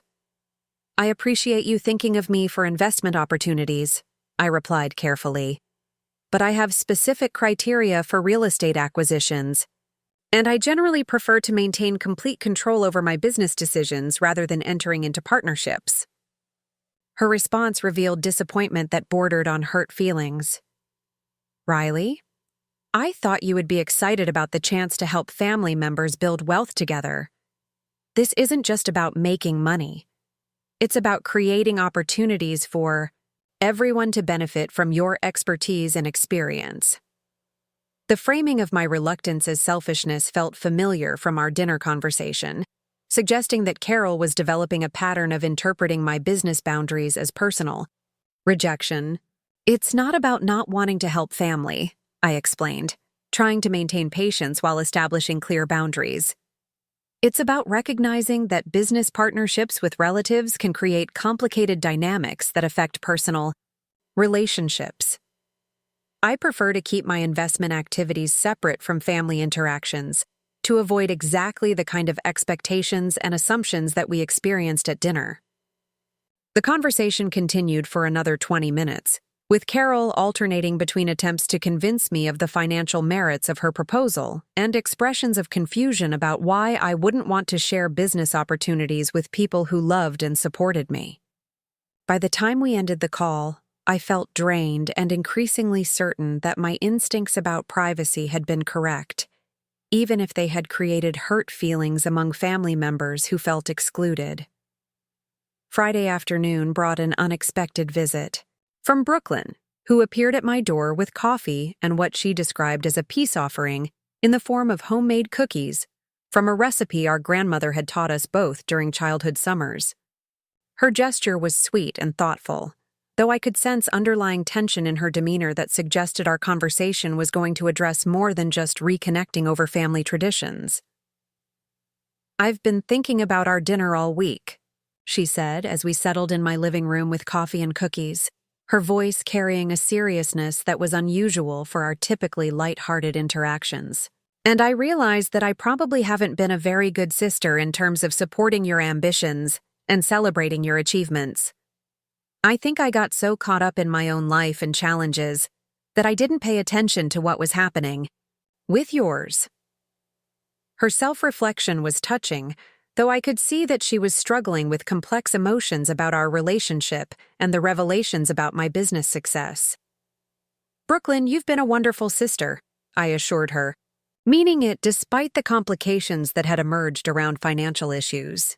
My privacy about business matters wasn't about not trusting you or not valuing our relationship. It was about trying to maintain some separation between different aspects of my life. "But that's what I don't understand," she replied, setting down her coffee cup and looking at me with an expression that combined confusion with hurt. "We're family. We're supposed to share the important things with each other, celebrate each other's successes, and support each other through challenges. How can something as big as owning multiple businesses not be important enough to share with the people who love you most?" Her question touched on fundamental differences in how we viewed privacy, family relationships, and the intersection between personal and financial matters. "It's not that business success isn't important," I tried to explain. "It's that sharing financial information with family often creates expectations and complications that can damage relationships. The way this week has unfolded pretty much confirms those concerns." Brooklyn was quiet for a moment, processing my response before asking a question that revealed her awareness of how our family dynamics had shifted since Tuesday evening. "Are you talking about Mom's calls about family financial planning? And Aunt Carol's investment proposal? And Amber asking about business mentoring?" Her tone suggested that she'd been in communication with other family members and was beginning to understand the pattern of requests and expectations that had emerged following our dinner revelation. "Exactly," I confirmed, feeling relief that she was recognizing the complications rather than dismissing my concerns as paranoia or selfishness. "In less than a week, I've received multiple requests for financial assistance, investment partnerships, business advice, and family financial planning. Those kinds of expectations and assumptions are exactly what I was hoping to avoid by keeping business matters private." Her expression showed that she was beginning to understand the complexity of the situation, though I could see that she was still struggling with feeling excluded from important aspects of my life. "I guess I never thought about how success could create those kinds of pressures," she admitted. "I was focused on feeling hurt that you didn't trust me enough to share good news, but I wasn't considering how sharing that information might affect your relationships with everyone." "It's not about trust," I emphasized, wanting to make sure she understood that my privacy hadn't been a reflection of my feelings about her specifically. "It's about recognizing that money changes how people interact with you, often in ways that aren't entirely positive or comfortable. I've seen it happen with friends and colleagues who've had financial success, and I wanted to protect our family relationships from those complications as long as possible." Brooklyn nodded slowly, her expression thoughtful as she considered the implications of what I was explaining. "So when Mom announced that you'd be paying for dinner, and then everyone started justifying it based on your financial situation, that was exactly the kind of thing you were worried about?" Her question showed that she was connecting the dots between my general concerns about financial privacy and the specific dynamics that had played out during her birthday celebration. Exactly, I confirmed. The assumption that financial success creates automatic obligations to subsidize other people's expenses without consultation or consideration for my preferences is exactly what I was hoping to avoid, and the characterization of my objections as selfishness rather than legitimate concerns about fairness made it even more problematic. We spent the next hour discussing the various ways that money could complicate family relationships, with Brooklyn sharing observations about friends and colleagues who had navigated similar challenges with varying degrees of success. Her willingness to engage with the complexity of the situation, rather than simply focusing on feeling excluded, helped me feel more optimistic about maintaining our close relationship despite the revelations and complications. I want to understand how to be supportive without being demanding, Brooklyn said as our conversation began to wind down. And I want you to feel comfortable sharing things with me without worrying that I'll develop unrealistic expectations or make assumptions about what your success means for other people. Her commitment to rebuilding trust and understanding felt genuine, and I appreciated her recognition that our relationship would require some adjustment going forward. I'd like that too, I replied, feeling more hopeful about our family dynamics than I had since Tuesday evening. And I want you to know that my success doesn't change how much I value you as a sister, or how much I want to be part of your life and celebrate your achievements. The conversation had helped clarify that our relationship could survive the financial revelations if we both committed to honest communication and mutual respect for boundaries. As Brooklyn prepared to leave, she paused at my front door with an expression that suggested she had one more thing to address. I know Mom and Aunt Carol have been calling you about various financial things, she said carefully. And I want you to know that I think you have every right to say no to requests that make you uncomfortable. Your success doesn't mean you owe anyone anything, including family members. Her support meant more than she probably realized, particularly because it came from someone who had initially been hurt by my privacy about business matters. Thank you for understanding, I said, hugging her goodbye with genuine warmth. And thank you for taking the time to work through all of this with me instead of just staying hurt or angry. After Brooklyn left, I found myself feeling more settled about the family situation than I had all week. While some relationships would clearly require ongoing boundary maintenance and careful communication, at least one important family connection had emerged stronger and more honest than it had been before the restaurant revelation. The challenge would be maintaining that progress while navigating the continued expectations and assumptions from other family members who seemed less willing to understand the complexity of mixing financial success with family dynamics. That evening, I received a text from Tyler asking if I wanted to join him for a hike on Saturday morning, with no mention of business matters or financial discussions. The simple, straightforward invitation felt like a return to normalcy that I hadn't realized how much I'd been craving. I responded with enthusiasm, looking forward to spending time with family in a context that felt genuine and uncomplicated. As I prepared for bed, I reflected on how much had changed in just a few days, and how much more I understood about the challenges that came with financial privacy versus transparency in family relationships. The restaurant revelation had forced conversations that were probably necessary, even if they were uncomfortable, and had helped clarify which family members were able to maintain healthy boundaries around money, and which ones would require more careful management going forward. 6 months later, I stood in the same spot where Marcus had first approached our table at Bellacorte, watching my staff prepare for the evening dinner service with the quiet satisfaction that comes from seeing a well-oiled machine in operation. The restaurant had thrived under continued management excellence, and the improvements we'd implemented had resulted in increased customer satisfaction and revenue growth that exceeded even my optimistic projections. More importantly, I'd learned to navigate the complex intersection of business ownership and family relationships with greater confidence and clarity. The transformation in my family dynamics had been gradual but significant, requiring patience, Firm boundaries and honest conversations that sometimes felt uncomfortable but ultimately strengthened the relationships that mattered most. Tyler had become my most trusted family confidant about business matters, offering practical advice and genuine support without ever requesting financial assistance or special treatment. Our Saturday morning hikes had evolved into regular brother-sister time where we discussed everything from investment strategies to personal goals, creating a foundation of mutual respect that I treasured. Brooklyn and I had developed a new rhythm in our relationship that balanced my need for privacy with her desire to feel connected to important aspects of my life.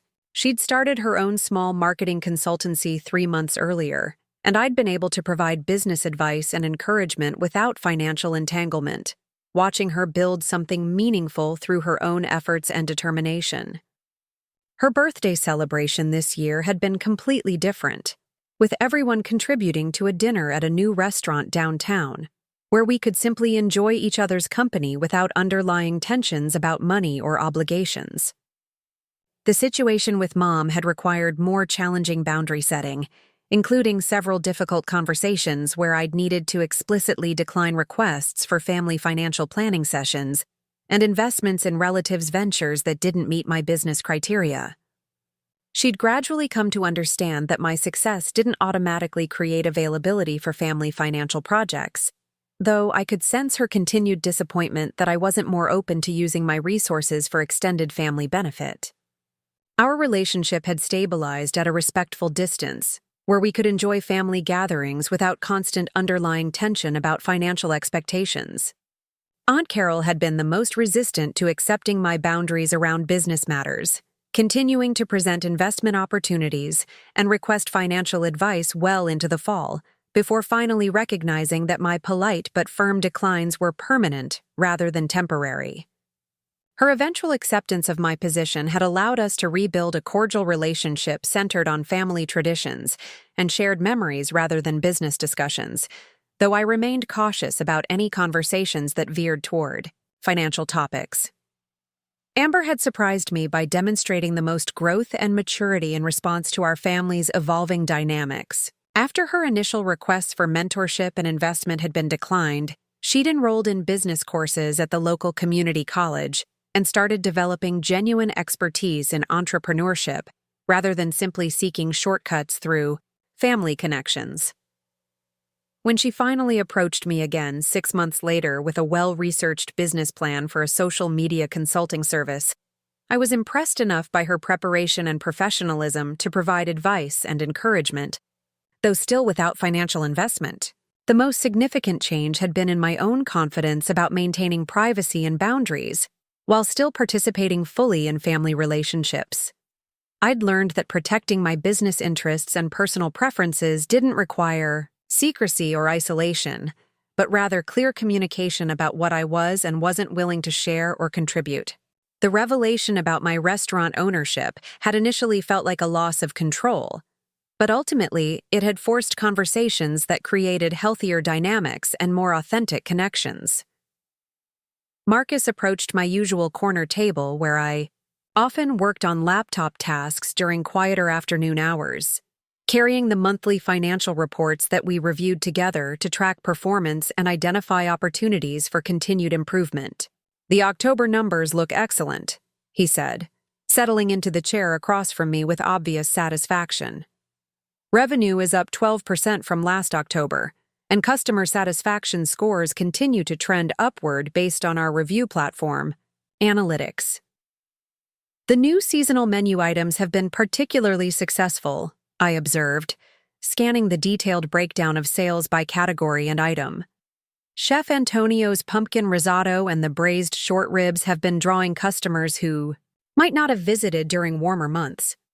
The strategic menu development had been one of our most effective initiatives, creating year-round appeal that reduced the seasonal fluctuations common in the restaurant industry.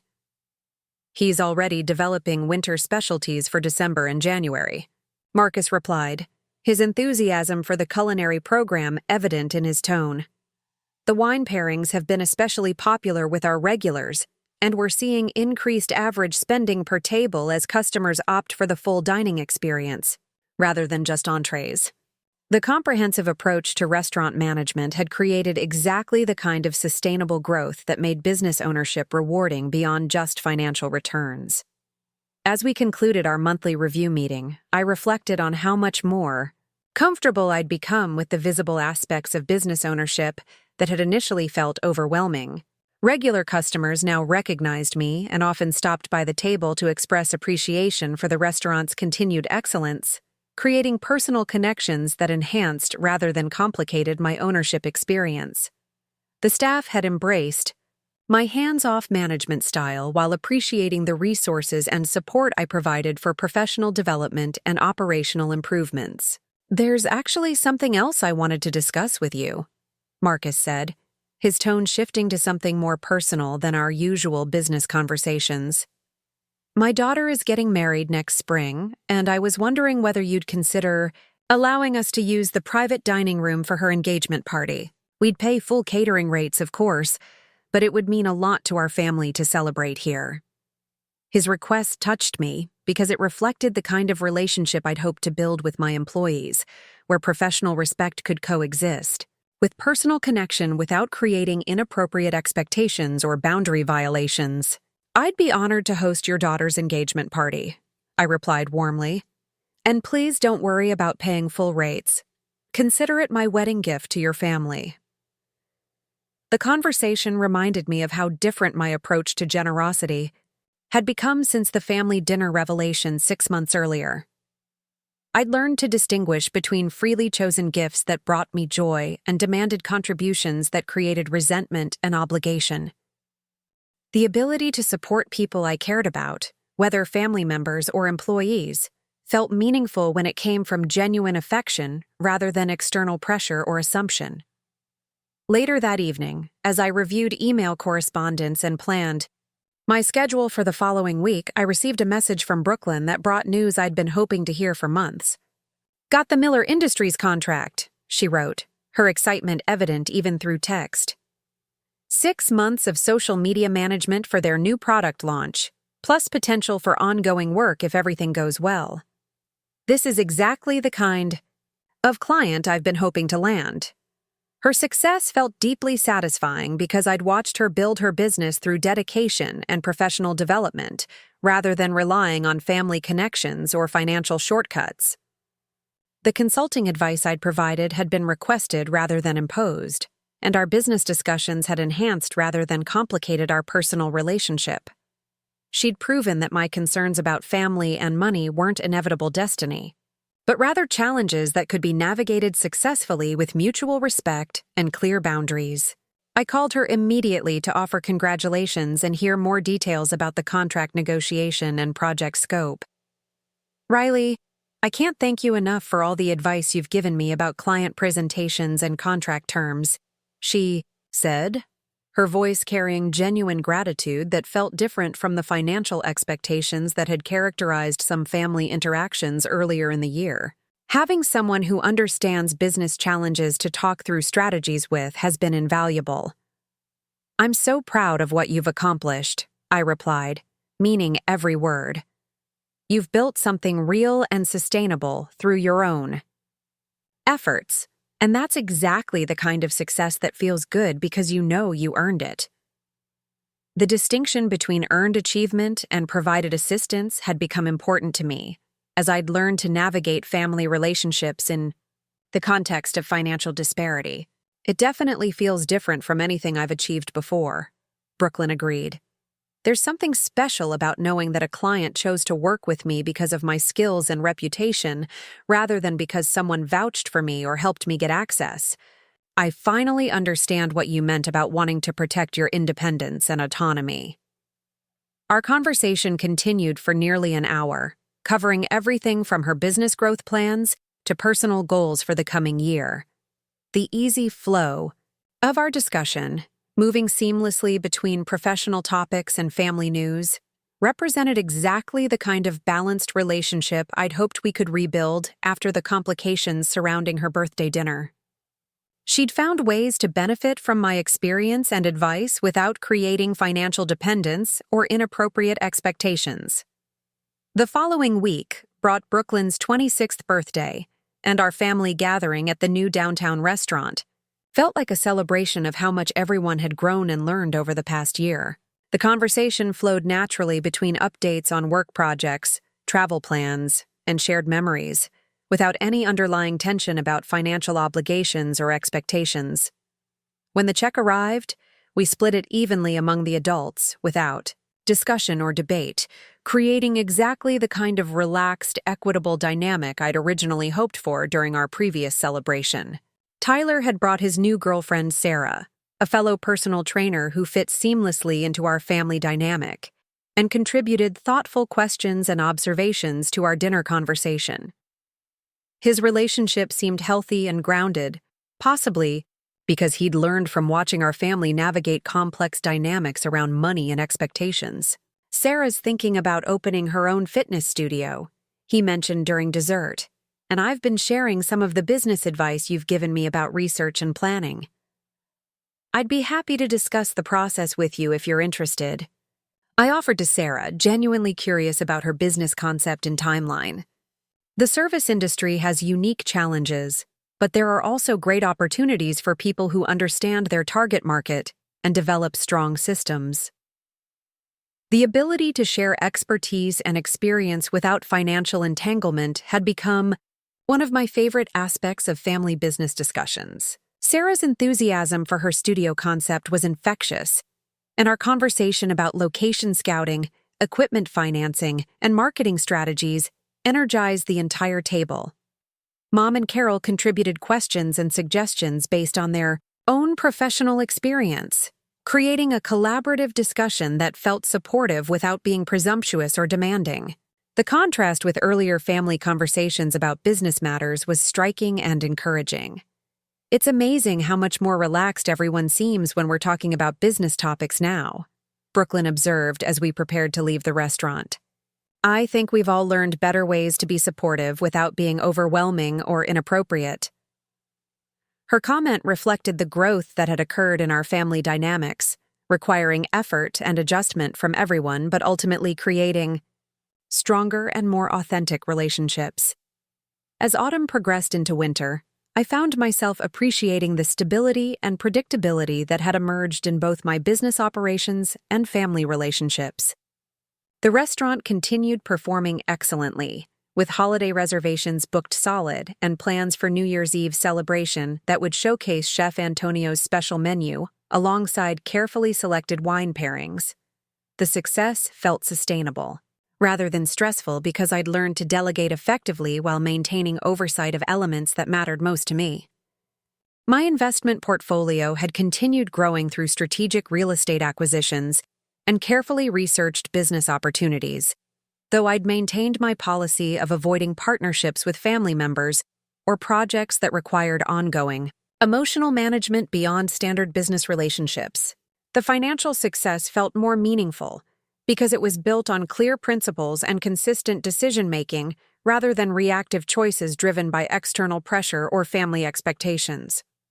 Perhaps most importantly, I'd discovered that protecting my privacy and boundaries didn't require secrecy or isolation from people I cared about. Regular dinners with Tyler and Sarah, coffee meetings with Brooklyn to discuss business challenges, and family gatherings that focused on connection rather than financial dynamics had created the kind of rich, supportive relationships I'd always wanted without the complications I'd been trying to avoid. The first anniversary of the restaurant Revelation dinner arrived on a Tuesday evening in late March, and I marked the occasion by dining alone at my usual corner table, reflecting on how dramatically my understanding of family, money, and relationships had evolved over the 12 months since Marcus had first approached our table with his innocent acknowledgement of my ownership. The evening felt peaceful rather than melancholy, representing closure and new beginnings rather than loss or regret. Kevin, who had been promoted to assistant manager during the fall, stopped by my table to check on my meal and share updates about upcoming staff training initiatives and customer feedback programs. His professional development within the restaurant had been rewarding to support, demonstrating how business success could create opportunities for others without creating inappropriate obligations or expectations. The new wine education program has been really popular with both staff and customers, he reported enthusiastically. People love learning about pairings and regional characteristics. Education and expertise always enhance the dining experience. I agreed, appreciating how the restaurant had evolved to offer value beyond just excellent food and service. When staff members understand what they're serving and can share that knowledge with customers, it creates connections that keep people coming back. The philosophy had guided many of our operational improvements over the past year. As I finished my meal and prepared to head home, I pulled out my phone to respond to a text from Brooklyn, asking whether I wanted to join her and Jason for hiking this weekend. The easy, casual nature of her invitation represented everything I'd hoped our relationship could become. Genuine connection without underlying agendas, mutual support without financial complications, and family love that didn't require sacrifice of personal boundaries or business autonomy. I'd love to join you for hiking, I replied. Saturday afternoon works perfectly, and I know a trail in South Mountain that has incredible views if you're interested in trying somewhere new. The simplicity of making plans with family members who respected my privacy while valuing my company felt like exactly the kind of relationship balance I'd been seeking. That night, as I settled into my living room with herbal tea and a book I'd been looking forward to reading, I reflected on the unexpected gift that had emerged from what initially felt like a crisis of family dynamics and boundary violations. The forced revelation of my business success had ultimately created opportunities for more honest, authentic relationships built on mutual respect rather than assumptions and expectations. The journey from that uncomfortable birthday dinner to our current family equilibrium had required difficult conversations, firm boundary setting, and willingness from everyone to examine their own assumptions about money, success, and family obligations. Not every relationship had emerged stronger, but the ones that mattered most had deepened through honest communication and mutual commitment to healthy dynamics.